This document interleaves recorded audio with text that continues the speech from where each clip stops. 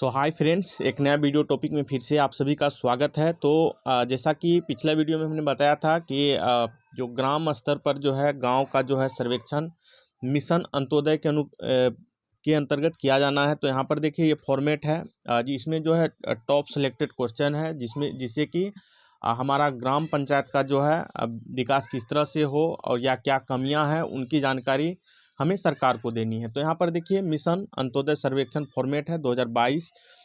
तो देखिए इसका ये फॉर्मेट है। इसमें इसका हम लोग देखेंगे स्थान विवरणी, इसमें क्या क्या क्वेश्चन है और कौन कौन से विभाग से ली जाने वाली जानकारियां हैं उसके बारे में हम लोग बात करेंगे। तो चलिए हम लोग इसको देखते हैं। और चैनल पर पहली बार आए तो सब्सक्राइब कर लीजिए और वीडियो अच्छा लगे तो लाइक शेयर जरूर कीजिएगा। तो देखिए यहाँ पर हम लोग यदि देखें तो यहाँ पर देख पा रहे हैं कि सबसे पहले है विवरण। तो यहाँ पर देखिए विवरण हो गया। इसमें राज्य, जिला है, उपजिला, और उसके बाद ये खंड, ग्राम पंचायत और गांव। तो यहाँ पर ये सारा इन्फॉर्मेशन जो है ये स्थान का विवरण। उसके बाद हम लोग चलेंगे, आगे बढ़ते हैं। तो यहाँ पर हम पा रहे हैं कि क्या यह ग्राम पंचायत ग्राम है, तो यहाँ पर टिक करना है। और देखिए यहाँ पर मूल मापदंड जो है इसका,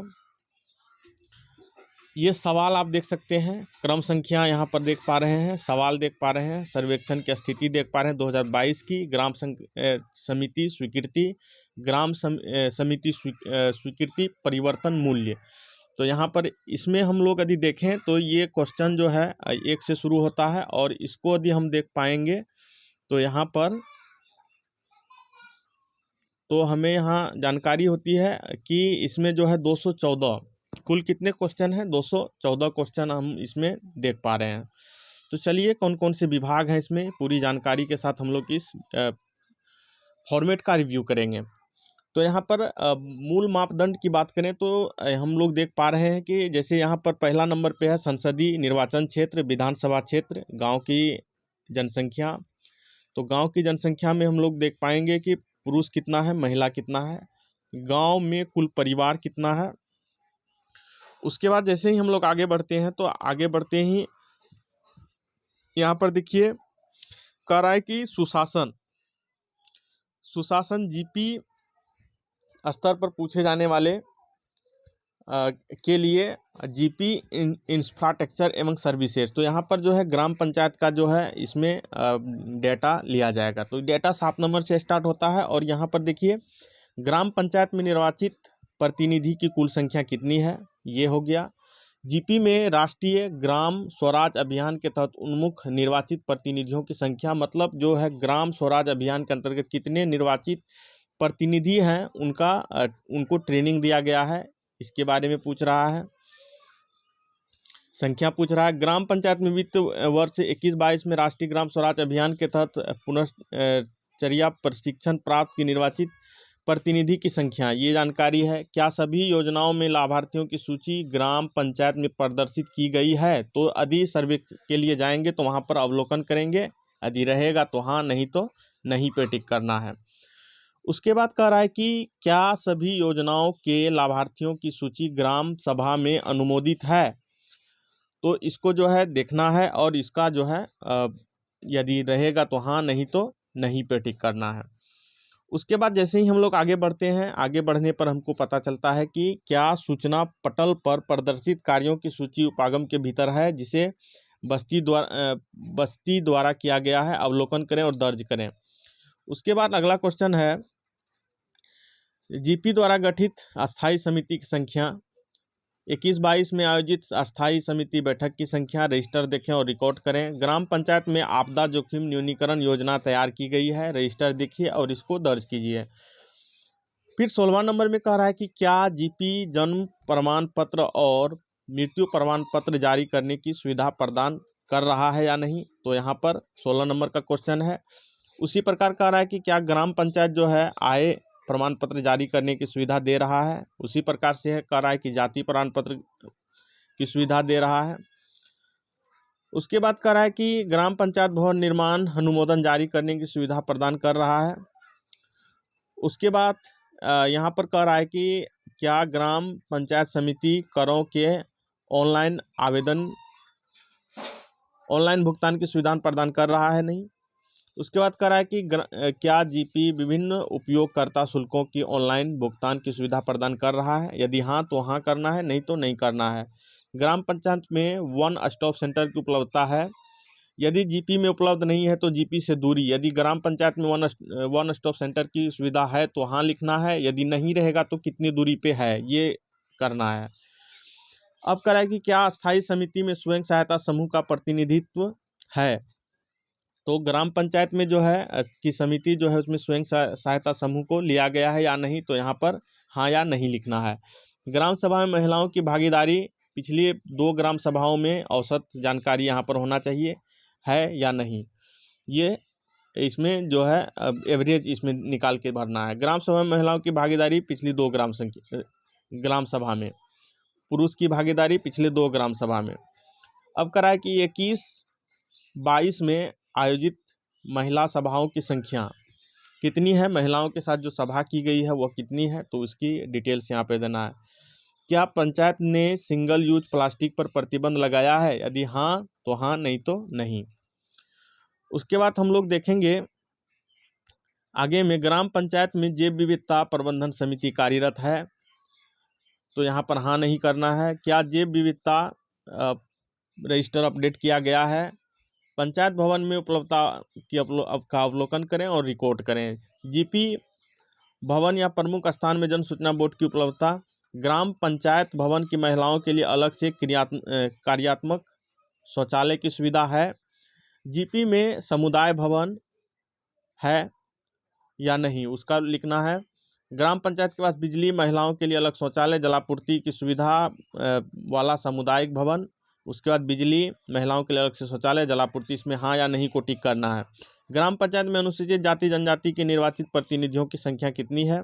ग्राम पंचायत में निर्वाचित महिला प्रतिनिधि की संख्या कितनी है?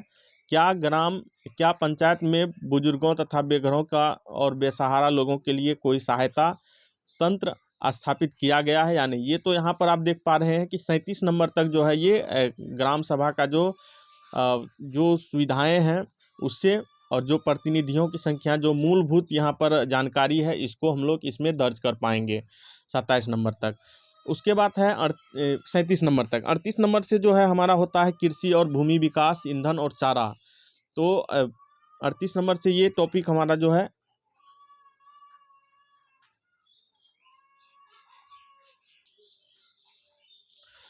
तो 38 नंबर से यहाँ हो जाता है हमारा स्टार्ट हो जाता है कृषि से रिलेटेड, भूमि विकास से रिलेटेड। और इस तरह से हम लोग यहाँ पर देख पा रहे हैं कि कई जो विभाग हैं इसमें जुड़ा हुआ है। और यहाँ पर ये जो है 38 से स्टार्ट होता है और यहाँ 60 नंबर तक ख़त्म होता है। उसके बाद पशुपालन 61 से होता है स्टार्ट और यहाँ पर देखिए पशुपालन और मछली पालन भी है इसमें शामिल। ग्रामीण विकास विभाग का भी इसमें जो है शामिल किया गया है। जल और पर्यावरण स्वच्छता भी है। उसके बाद हम इसकी जानकारी सड़कों एवं संचार के बारे में दिया हुआ है और पारंपरिक एवं गैर पारंपरिक ऊर्जा के बारे में है, इसका सर्वे करना है। उसके बाद है वित्तीय एवं संचार अवसंरचना के बारे में दिया हुआ है, इसकी जानकारी हमको इसमें दर्ज करना है जो कि। उसके बाद है बाजार एवं मेले, इसके बारे में जानकारी है। सार्वजनिक वितरण प्रणाली पीडीएस के बारे में दिया हुआ है, उसकी जानकारी इसमें भरना है। पुस्तकालय के बारे में जानकारी भरना है। मनोरंजन एवं खेल के बारे में भरना है। शिक्षा, व्यावसायिक शिक्षा, इसके बारे में भरना है। उसके बाद हम लोग देख पा रहे हैं कि सबसे नीचे में है स्वास्थ्य, पोषण एवं मातृ एवं बाल विकास और परिवार कल्याण। तो यहाँ पर देखिए इसमें जो है यदि हम बात करें तो ये आंगनबाड़ी से रिलेटेड इंफॉर्मेशन है, तो इसको भी हम लोगों को इसकी जानकारी भी दर्ज करना। जैसे ग्राम की राजस्व सीमा के भीतर पीएचसी, सीएससी की उपलब्धता है, उपकेंद्र है, पीएचसी है, यदि हाँ तो हाँ, नहीं तो नहीं भरना है। उसके बाद देखिए इसके आगे हम लोग देखें तो यदि ग्राम राजस्व सीमा के भीतर उपलब्ध नहीं है तो निकटतम सीएससी पीएचसी की दूरी, यदि गांव के अंदर नहीं रहेगा तो दूरी यहाँ पर टिक करना है। उसके बाद देखिए गांव के राजस्व सीमा के भीतर जन औषधि केंद्र उपलब्ध है कि नहीं है। पीएमजेजेवाई जो है प्रधानमंत्री जो आयुष्मान भारत कार्ड है उसकी सुविधा के बारे में यहाँ पूछा जा रहा है। उसके बाद है ग्राम राजस्व सीमा के भीतर आंगनबाड़ी उपलब्ध आंगनबाड़ी की संख्या कितना संख्या है, तो यहाँ से आंगनबाड़ी का डेटा जो है शुरू हो जाता है। तो इसमें जो हम लोगों को ध्यान ये देना है कि गांव के अंदर जो है आंगनबाड़ी की कुल संख्या कितनी है, तो सारा जोड़ करके यहाँ पर होगा। आंगनबाड़ी केंद्र की संख्या योजनाओं मानदंडों के अनुसार अपेक्षित बुनियादी ढांचा, जो बच्चे महिलाओं को बैठने के लिए कमरा, अलग रसोई, खाद्य पदार्थों के लिए भंडारण स्थान, बच्चों के लिए अनुकूल शौचालय, बच्चों को खेलने के लिए अलग से जगह, इंडोर और आउटडोर गतिविधियां, सुरक्षित पेयजल की सुविधा, ये सारी जानकारी जो है कितने केंद्रों पर है, ये जानकारी यहाँ पर भरना है। उसके बाद हम चलें तो यदि गांव में उपलब्ध नहीं है तो निकटतम आंगनबाड़ी केंद्र की दूरी, तो यहाँ पर ये यदि ऊपर वाला ऑप्शन आंगनबाड़ी केंद्र नहीं रहेगा तो नहीं रहने की स्थिति में यहाँ पर दूरी पूछा जाएगा। 162 नंबर में कह रहा है कि आज की स्थिति के अनुसार गांव में 0 से 3 वर्ष के समूह में बच्चों की कुल संख्या कितना है, ये आंगनबाड़ी सेविकाओं से पूछा जाने वाला सवाल है। उसके बाद कह रहा है इस गांव में राजस्व सीमा के भीतर स्थित आंगनबाड़ी में वर्तमान में पंजीकृत 0 से 3 बच्चों की कुल संख्या कितना है, तो ये भी सेविका से जानकारी ली जाएगी। आज की स्थिति के अनुसार गांव में 3 से 6 वर्ष तक के बच्चों की कुल संख्या, तो यहाँ पर देखिए कुल संख्या कितना है, ये भी सेविकाओं के लिए जानकारी है। उसके बाद करा ग्राम राजस्व सीमा के भीतर स्थित आंगनबाड़ी में वर्तमान में पंजीकृत 3 से 6 वर्षों की बच्चों की कुल संख्या कितना है। आंगनबाड़ी केंद्र होने की स्थिति में प्रत्येक आंगनबाड़ी केंद्र की संख्या को जोड़े, तो यहाँ पर संख्या जोड़ करके भरा जाएगा। ये जानकारी जो है प्रत्येक सेविका से ली जाएगी। करा कि गांव में 0 से 6 वर्ष की आयु के बच्चों का टीकाकरण की संख्या, कितने बच्चों का टीकाकरण हुआ है। उसके बाद 0 से 3 वर्ष के बच्चों का टीकाकरण यहाँ पूछ रहा है, 3 से 6 वर्ष के बच्चों की टीकाकरण पूछ रहा है। आज तक ICDS रिकॉर्ड के अनुसार गैर स्टंट के रूप में वर्गीकृत इस गांव के बच्चों की संख्या, जो कुपोषित अति कुपोषित है, उसके बारे में यहाँ जानकारी पूछ रहा है। कह रहा है कि वर्तमान में गांव में गर्भवती महिलाओं की संख्या, तो ये सेविका के लिए आसान है और वो इजीली इसको बता पाएंगे। वर्तमान में गांव में खून की कमी से पीड़ित किशोरियों की संख्या, ये भी आंगनबाड़ी से पूछे जाने वाले सवाल है। उसके बाद हम यदि आगे बढ़ें तो आगे हम लोग देख पा रहे हैं कि बच्चों की संख्या 6 से 14 वर्ष के जो कि एनीमिक हो, मतलब एनीमिया के से ग्रसित हो, तो यहाँ पर ये पूछा जा रहा है। इस वित्तीय वर्ष 21-22 के दौरान जन्म लेने वाले कम वजन बच्चों की संख्या, तो बच्चों का जो वजन कम है तो उसका यहाँ पर रिकॉर्ड सेविका से पूछा जा सकता है। गांव में पुरुष बच्चों की संख्या 0 से 6 साल, गांव में महिला बच्चों की संख्या 0 से 6 साल, वर्ष 21-22 में लापता बच्चों की संख्या, और कह रहा है कि संदर्भ वर्ष में गुमशुदा महिलाओं की संख्या 18 से उससे अधिक जिसका कि घर में 6 महीनों से संपर्क नहीं हुआ हो, ऐसे लोगों की संख्या। 2 से अधिक बच्चों वाले परिवारों की संख्या। वर्तमान में गांव में एनीमिक गर्भवती, जो एनीमिया से ग्रसित हो, जिसमें खून की कमी हो, महिलाओं की संख्या पूछ रहा है। फिर आगे कह रहा है कि वर्तमान में ICDS के तहत सेवा प्राप्त करने वाली गर्भवती महिलाओं की संख्या, करा गांव में वर्तमान में स्तनपान कराने वाली माताओं की संख्या यहाँ पर पूछ रहा है। फिर हम लोग आगे बढ़ते हैं तो आगे में देखिए कह रहा है कि वर्तमान में ICDS के तहत सेवा प्राप्त करने वाले स्तनपान कराने वाले माताओं की संख्या, वित्तीय वर्ष 21-22 में गांव की कुल महिलाओं जिन्होंने बच्चे को जन्म दिया है। पिछले वित्तीय वर्ष 21-22 के दौरान गांव में संस्थागत प्रसव की कुल संख्या। उसके बाद कह रहा है कि वित्तीय वर्ष 21-22 में इस गांव में प्रधानमंत्री मातृ वंदना योजनाओं के पात्र लाभार्थियों की संख्या। वित्त वर्ष 21 में इस गांव में प्रधानमंत्री मातृ वंदना योजना के तहत लाभ प्राप्त करने वाली लाभार्थियों की संख्या, तो यहाँ पर ये पूछा रहा है। फिर कह रहा है कि वित्तीय वर्ष 21-22 में गांव में नवजात बच्चों की कुल संख्या, छोटा बच्चा है जो उसका कुल संख्या कितना है।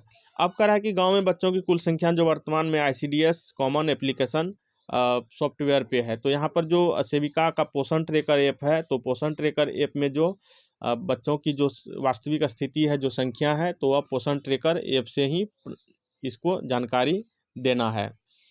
तो इसके लिए पोषण ट्रेकर ऐप का यूज करना है। ICDS कॉमन एप्लीकेशन सॉफ्टवेयर में कुल युवा एनीमिक बच्चों की संख्या, तो यहाँ एनीमिक बच्चों की संख्या जो है पोषण ट्रेकर में जो वृद्धि निगरानी में जाइएगा तो वहाँ पे आपको जो है कुपोषित अति कुपोषित के अनुसार जो है दिखाई दे सकता है। उसके बाद हम लोग देखेंगे ग्रामीण संदर्भ में 21-22 में मातृ मृत्यु की संख्या, उसके बाद है बाल मृत्यु की संख्या, उसके बाद है जो 0 से 5 साल के बच्चों के अति कुपोषित, उसके बारे में देना है। क्षय रोग जो ट्यूबरकुलोसिस टीबी का बीमारी जो होता है उससे ग्रसित व्यक्ति की संख्या। करा कि मानसिक रूप से विकलांग व्यक्तियों की संस्थागत व्यवस्था क्या है, उसके बारे में ये जानकारी स्वास्थ्य विभाग से है। यदि गांव में उपलब्ध नहीं है तो मानसिक विकलांग व्यक्तियों के लिए क्लिनिक की दूरी के बारे में पूछ रहा है। उसके बाद है कृषि कल्याण योजना के अंतर्गत कमजोर वर्ग के लिए वर्गों का कल्याण के लिए जो योजनाएं हैं उसके बारे में डेटा लेना है। उसके है बात है गरीबी उन्मूलन के तहत मनरेगा कार्यक्रम का, यहाँ पर आप लोग देख पा रहे हैं मनरेगा कार्यक्रम की जो है जानकारी है। उसके बाद आगे बढ़ते हैं तो खादी ग्राम एवं कुटीर उद्योग के बारे में पूछ रहा है, तो ये यहाँ पर जो आप देख पा रहे हैं कुटीर उद्योग की जानकारी है। सामाजिक वानिकी के बारे में पूछा जाने वाला प्रश्न है। और उसके बाद है लघु उद्योग के बारे में पूछ रहा है, लघु उद्योग। और ये सारा इन्फॉर्मेशन जो है इसको जो है एप्स पे एंट्री करना है। उसके बाद यहाँ पर देखिए देख पा रहे हैं आप लोग ग्राम सेवक सीआरपी का नाम एवं हस्ताक्षर।